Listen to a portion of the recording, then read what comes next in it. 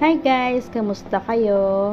Ito nga pala, ganap ko ngayong araw dito sa condo with my dementia patient. At dahil nga na-boring ang person nyo dahil wala naman siya masyadong ginagawa ni patient, nag-order na nga ang person. At dito nga yan sa baba sa may Getly ng aming building. Ito nga makikita mo ang maraming parcel, tapos nag-aantay lang yung rider. And ayan, nakuha na nga ng person ang kanyang parcel. Ayan, happy yarn. Sa TikTok shop ko nga pala to guys binili kasi nga gagamitin ko na rin siya pang affiliate. And let's go! Samahan nyo ako mag-unboxing. Syempre gusto ko rin asikasuhin sarili ko and gusto ko rin siyang i-upgrade. Dapat tapos na tayo sa mukhang postpartum era. Yan nga pala guys ay solution nga pala yan para sa contact lens. Gusto ko nga pala ma-experience ngayon ang magsuot ng contact lens. Kaya naman bumili ako ng ganyan. Ito naman na yun naman yung pang patak sa mata. And ito naman nasa box, ito na nga yung pinaka-contact lens. And ayan, mayroon na nga rin siyang lagayan ng contact lens. Para nga kapag tatanggalin ko siya, pwede ko siyang ibalik dyan at pwede ko ulit gamitin. Sobrang saya nga talaga ng puso ko niyan guys sa pagkakataon na yan. Dahil nga, nabigyan ko nga ng time ang sarili ko. Yan, mga ganyang bagay lang naman kasi yan nagpapasaya sa isang babae. Lalo na sa mga nanay. Kasi nga, usually, noong mga nakaraan kasi, ang mostly binibili niyan ay para nga sa anak. At eto naman ay for my eyelash. Kasi nga nakaraan guys, nagpa-eyelash ako, 500 yung bayad. So ito, in-order ko lang to nasa 100 plus lang. Ito tapos napakarami na. At super nagustuhan ko siya talaga guys kasi talagang bumagay siya sa mata ko. Tapos di pa ako mapipressure mag-isip kung paano pumunta nga sa parlor. Kasi ngayon, anytime, pwede na akong magkabit sa sarili ko. Siyempre, pag pupunta kang parlor, hindi na naman 500 yung magagastos mo doon. Mahihiya ka naman na hanggang doon lang yung gagastusin mo. At least naman ngayon, kapag kami nasira, ako na magre-retouch. Pero ito guys, sira naman siya ng open as you see. Return seller ko naman ito. And next purchase is ang aking hairspray. Ito nga pala guys ay gagamitin ko after magkulot. And syempre dahil bumili ako ng hairspray, bumili na rin ako ng pangkulot. Ilang months na rin kasi guys nung huli kong pakulot. Siguro mga nasa 6 months na rin.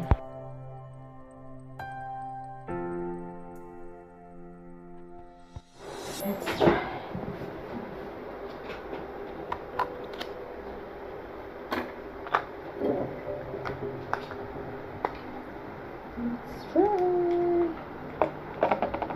Walang talagang ito guys. First time in my life. Ito muna. Busy-busyhin tayo today. See? Kasi ibang kasama. Scissor lang guys. Ano kayo sila na eh? Let's see. Nakaka-itch na yung gano'n. Ano ba ito? Dama rin ito. First time.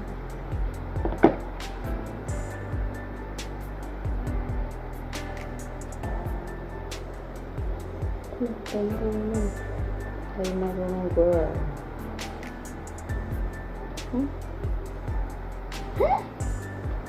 At dahil first time nga natin magaganitong kaartehan, nahirapan nga talagang person guys dyan magkabit. Pero naikabit din naman yan guys, nag-success din naman yan. At super nag-enjoy nga ako dyan kasi ang ganda-ganda niya. At na-realize ko nga dyan, mahirap pala yung ganito yung automatic na nakadikit. Mas okay yata yung isang klase na yung lalagyan mo ng pandikit sa kamo ilalagay. Sa pagkakataon na hindi pa nga magkaigi yung aking paglagay kung paano ko ba ito iti-twist yung kamay ko para nga magdiretso na dikit siya. Hindi ko pa talaga gamay kung paano ko nga siya dire-diretso idikit. And at this moment, talagang tinitest niya talaga yung patient ko guys. Iyak ka na girl. So, paano ba? Tipid pa more or balik na lang sa parlor? Sila na lang pakabitin mo niyan girl. Pero mukha namang maganda siya and talagang okay naman yung una, naikabit ko naman yung isa. Sige, tuloy ko lang. Boring ka naman, di ba? At this moment, napag-decision ko nga na sa kabilang mata naman nga muna i-try ko kasi pagod na nga ako dun sa kabila eh. Baka dito sa isa ay mabilis ko nga maikabit. And here you go, nakabit ko naman siya agad guys. Yan, konting ayos-ayos lang natin. Ganda. And here you go. Wow, pak, happy yarn. Ganyan talaga girl pag hindi ka sumusuko.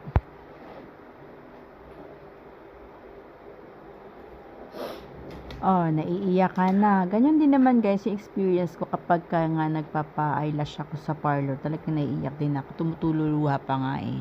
And ayan, secure lang natin yung kanyang dikit. So, kailangan talagang madikit siya para sure tayong natatagal talaga siya. And ayan, for me, okay na siya. And ngayon, next naman natin ang contact lens. And first time ko nga pala ulit ito gagawin guys. Kaya naman, panoorin nyo ako kung paano na naman nga ako mga pa sa ginagawa ko.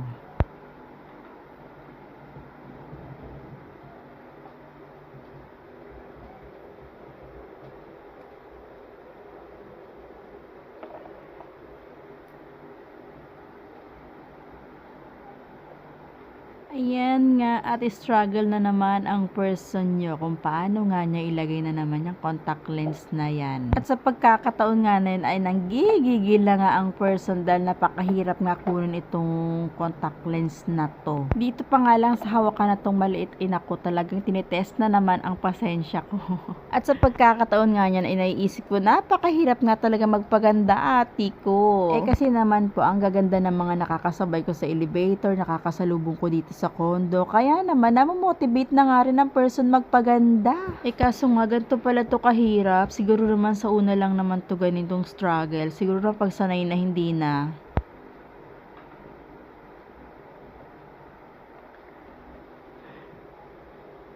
Ayan nga, at nagkandahulog na nga po ang contact lens.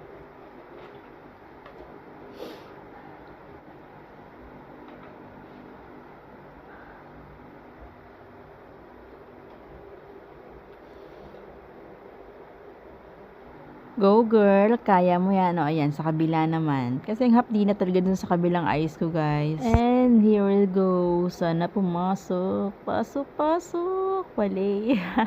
Ayaw niyang pumasok guys. Lumabas pa rin talaga siya. Mukha ka ng kawawa ate ko.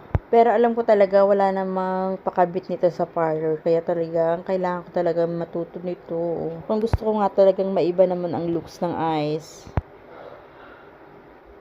Oh, ayan, ayan. Pati yung eyelash, nadamay na, tanggal na rin. Pero mukhang happy ka naman sa pinagagawa mo. Ayan talagang gustong-gusto niya. Nahihirapan talaga yung sarili niya.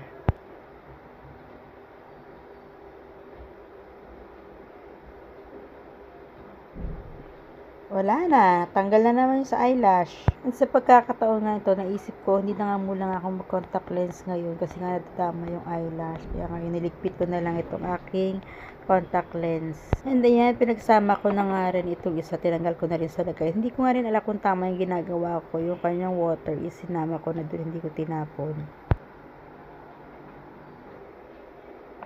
At sa pagkakataon nga niyan, cute na cute nga ang person sa girl thing. Parang naglalaro nga lang. Parang bata. At enjoy na enjoy nga talaga dyan ang person sa pinagagawa niyan. At ayan na nga, sinunod na nga ang pagkukurl ng hair.